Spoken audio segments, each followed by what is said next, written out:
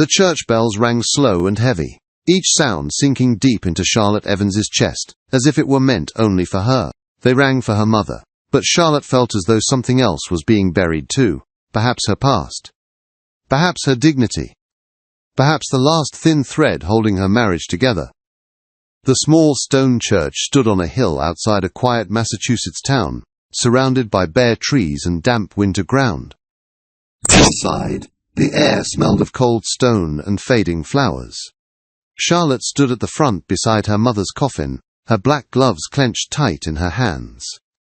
Her head was bowed, but not in prayer. She was fighting to breathe without breaking. On her left stood the people she had known all her life. Farmers with weathered faces, shopkeepers in dark coats, women who had once braided her hair and scolded her for muddy shoes. On her right stood the world she had married into.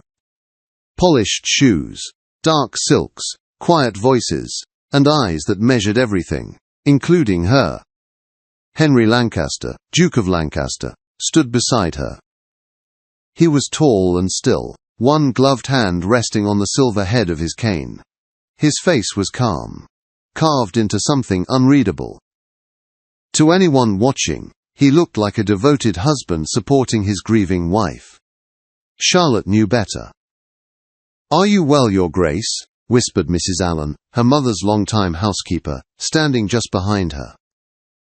"I am well," Charlotte said, though the words tasted false, only tired. The minister spoke of heaven and comfort, of a life well lived. Charlotte heard only pieces. Her mother's name. Words like strong and devoted. Her throat tightened. Strong, yes. Devoted, perhaps. But her mother had also been practical to the bone. 2 years earlier, Charlotte could still see her mother at the writing desk, papers neatly arranged, her voice brisk and firm. "You will be Duchess Charlotte," her mother had said. "Security, position. You will never fear bad harvests or debts again." "And him?" Charlotte had asked quietly. "What does he gain?" Her mother had not paused. "He gains what he needs most. Money to save his estates, and a wife of good name who will give him an heir. It is fair." Charlotte had believed gratitude could grow into love. She had been young enough to hope. The minister's voice pulled her back to the present. "And now we commend her to God's keeping." The coffin was lifted. The church doors opened, letting in a slice of grey morning light that fell across the polished wood. Margaret Evans, mother. Charlotte followed behind as they stepped outside. Cold air cut into her lungs. She kept her eyes on the narrow path leading to the grave, lined with bare shrubs and wet grass. She waited for Henry to offer his arm. He did not. He walked just ahead, as distant as if she were a stranger. At the graveside, the ceremony was brief. Earth struck the coffin with dull final sounds. Charlotte's vision blurred. "Goodbye," she whispered. "She died content," Mrs. Allen murmured. "She knew you were safe." Safe. The word twisted inside Charlotte. Nothing about her life felt safe. When it was over, people drifted toward the church hall for tea and quiet talk. Henry turned to her at last. "We must receive them," he said, "for your mother's sake." She nodded. He offered his arm then, and she took it because that was what was expected, and because her knees felt weak. Inside the hall, condolences came one by one. Soft words. Gentle nods. Curious glances. Charlotte stood by the door, her face carefully calm. Lady Ashcombe, Henry's aunt, approached with a rustle of black silk. "You bore yourself well," she said. "Your mother would be proud." "Thank you," Charlotte replied. Lady Ashcombe's eyes flicked briefly toward Henry. "Widowhood brings certain freedoms," she added softly. "In time you may find it suits you better." "I am not a widow," Charlotte said, confused. Lady Ashcombe smiled thinly and moved on. For nearly an hour they stood. Henry spoke little. His silence felt like a storm gathering. Then, at last, he stepped away from the wall. "Ladies and gentlemen," Henry said, his voice clear. The room quieted. Cups were set down. Charlotte's heart began to race. "We are gathered today to honor Mrs. Evans," he continued, "a determined and practical woman." Charlotte's fingers curled. Her determination extended to securing both her daughter's future and my estates. "Many of you know our marriage was arranged under her guidance." A murmur spread. "When we married, my estates were near ruin," Henry said calmly. "Her fortune saved them. For that I am grateful." Charlotte felt cold creep up her spine. "However," Henry said. The word hung in the air. "The other essential part of our agreement has not been fulfilled." Every gaze turned to Charlotte. "You mean the child," Charlotte said, her voice shaking but clear. "The heir we do not have." "This is hardly the place," she added. "Not today." "It is precisely because it is today," Henry replied, "that it must be said." He turned to her fully. "Our marriage was an arrangement. 3 years have passed. There is no heir. With your mother's passing, the contract is complete. I am no longer bound to a union that does not serve its purpose." The room spun. "I have instructed my solicitor," Henry went on, "to begin legal separation. You will receive an allowance. Suitable arrangements will be made." Gasps filled the hall. "You choose to do this here?" Charlotte asked. "At my mother's funeral." "I choose clarity," Henry said. "Rumors will spread regardless." "Is this clarity?" she asked softly. "To discard your wife in public." "You will be provided for," he said. "You will be free." "Free," the word struck like a slap. Charlotte felt the room tilt. Sound faded. One thought rose above the rest, sharp and sudden. She could not remember when she had last been unwell in the way women counted time. Darkness closed in, and Charlotte fell. Charlotte woke to the sharp smell of vinegar and lavender. A woman's voice urged her to breathe slowly. When her eyes opened, Mrs. Allen's lined face hovered above her, tight with worry. "You fainted, my lady," Mrs. Allen said. "No wonder, after all that cruelty." Charlotte tried to sit, but the room swayed. Her head throbbed, and her body felt strangely heavy. Beyond the half-closed door, voices murmured, eager and excited, like birds gathering after a storm. Henry stood near the window, speaking quietly with his solicitor. He did not look shaken. That hurt more than the fall. "I am well," Charlotte said automatically. "I can return." "You will do no such thing," Lady Ashcombe snapped from a nearby chair. "Those people have had their spectacle." Henry turned at last.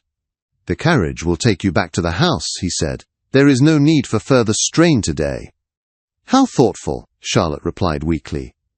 She was helped to her feet and guided out a side door to avoid the crowd. The cold air outside steadied her somewhat, but her stomach twisted with unease.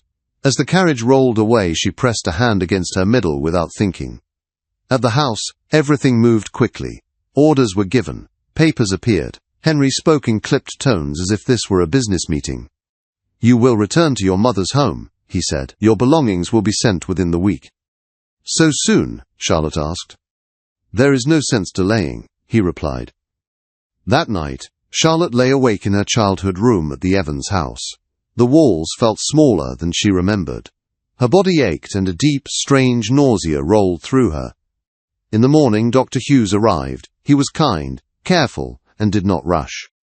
"Your courses?" he asked gently. "Absent," Charlotte admitted, "for some time." He examined her and then sat back, his expression softening.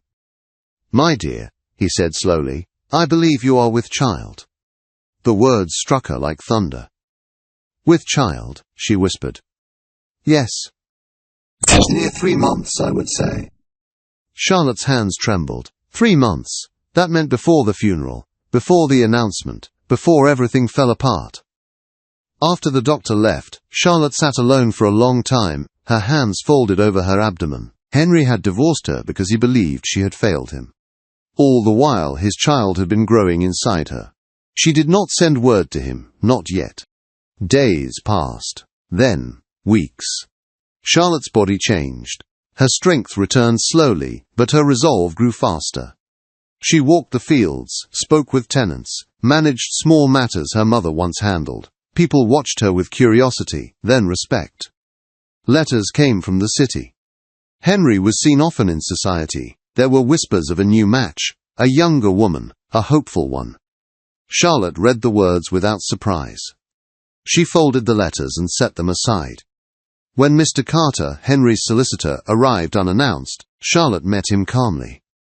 "There are rumors," he said carefully. "His Grace wishes to avoid misunderstandings." "You mean he fears scandal?" Charlotte replied.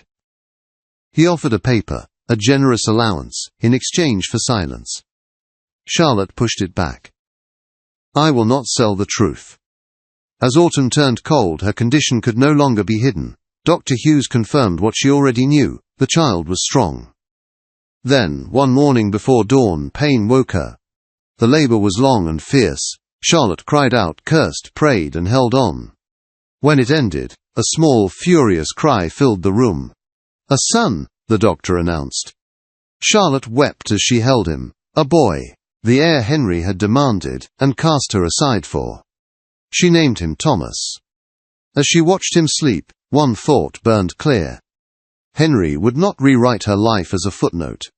If he wished to build a future on lies, she would bring the truth to his very door. And soon, all of society would hear it. The night Henry Lancaster announced his engagement, London glittered, as if nothing ugly had ever happened within its walls. Chandeliers burned bright inside the Lancaster townhouse. Music spilled into the street. Carriages lined the road, carrying guests eager to witness the Duke's new beginning. Across the street, Charlotte Evans stood very still. She was dressed in black, not the mourning she had once worn for her mother, but something quieter, stronger. Her body still ached from childbirth, but she stood straight. She had not come to beg, and she had not come to accuse. She had come to speak the truth. Inside the house, Henry moved through the crowd with practiced ease. Lady Lydia stood at his side, young, lovely, and unaware of the storm gathering just beyond the doors. Applause rippled as Henry raised his hand for silence. Before he could speak, the doors opened. Charlotte stepped inside. The music faltered. Conversations died mid-word. Heads turned as recognition spread like a sharp wind through the room. Henry froze. For a moment, no one moved. Then whispers broke out, quick and hungry. A divorced duchess, uninvited, unashamed. Charlotte walked forward calmly, her steps measured. She did not look at Lady Lydia. She looked only at Henry. "Good evening, Your Grace," she said. Henry found his voice with effort. "Charlotte, this is not appropriate." "Neither was divorcing me at my mother's funeral," she replied quietly. The room stilled again. Henry swallowed. "What do you want?" Charlotte reached into her reticule and withdrew a folded paper. "I want the truth heard." She turned slightly, letting her voice carry. "When my husband declared our marriage finished," she said, "he believed I had failed to give him an heir." Murmurs rose. "What he did not know," she continued, "was that I was already carrying his child." Gasps echoed. Lady Lydia's face went pale. Henry stared at Charlotte, as if the floor had vanished beneath him. "That is impossible," he said hoarsely. Charlotte held out the paper. "Doctor's testimony. Dates, witnesses." Henry took it with shaking hands and read, his face drained of color. "You had a son," he whispered. "I have a son," Charlotte corrected. "He is alive, he is strong, and he is yours." The silence was heavy, broken only by the crackle of the fire. Henry straightened slowly. The room watched him with sharp attention. "It is true," he said at last, his voice strained but steady. "The child is mine." A wave of shock swept through the guests. Henry turned to Lady Lydia. "I cannot proceed with this engagement." Lady Lydia's mother stiffened. Lady Lydia herself looked stunned, then humiliated. Charlotte did not gloat. She did not smile. "I did not come to destroy your future," Charlotte said. "I came to protect my son from being erased." Henry met her eyes, something breaking in his expression. "You should have told me. You should have listened," she replied. The crowd buzzed, but Henry raised his hand again. "My son will be recognized as my heir," he said, "publicly and legally." That night, London gained a new scandal, but Charlotte gained something else. Control. Henry came to the Evans house 3 days later. He did not arrive with lawyers or pride, he arrived alone. Charlotte received him in the parlour, Thomas sleeping in her arms. Henry stopped short at the sight of the child. "My God," he whispered. "This is Thomas," Charlotte said. "You may look, nothing more." Henry knelt slowly, as if approaching something sacred. His hands hovered, unsure. "He looks like you," he said. "He looks like himself," Charlotte replied. Henry stood, shame written clearly on his face. "I was wrong," he said. "About everything." "Yes," Charlotte said, "you were." "I treated our marriage like a contract," he continued. "I spoke of duty and forgot decency." Charlotte's voice remained calm. "Words spoken cannot be pulled back. But actions can be chosen." "I want to make this right," Henry said, "for him and for you." "And what does right mean to you?" she asked. "That you return," he said, "that we rebuild." Charlotte shook her head. "I will not return to be convenient." Henry nodded. "Then let me earn it." Days turned into weeks. Henry came often, never demanding. He learned how to hold Thomas, how to quiet him, how to wait. The world watched closely. Henry publicly recognized his son, he corrected gossip, he defended Charlotte without condition. Slowly, trust grew. One evening, as Thomas slept between them in his cradle, Henry spoke softly. "Will you marry me again?" he asked. "Not because you must. Because you choose." Charlotte looked at her son, then at the man Henry had become. "If we do," she said, "it will be as equals." Henry bowed his head. "That is all I want." They married quietly. No contracts, no bargains. When the bells rang this time, they rang for life, not loss. Charlotte stood beside Henry, not as property, not as proof, but as a woman who had spoken when silence would have been easier. And when Thomas laughed for the first time, Henry wept openly. The heir he had demanded had arrived. But the family he nearly destroyed was the gift he never expected.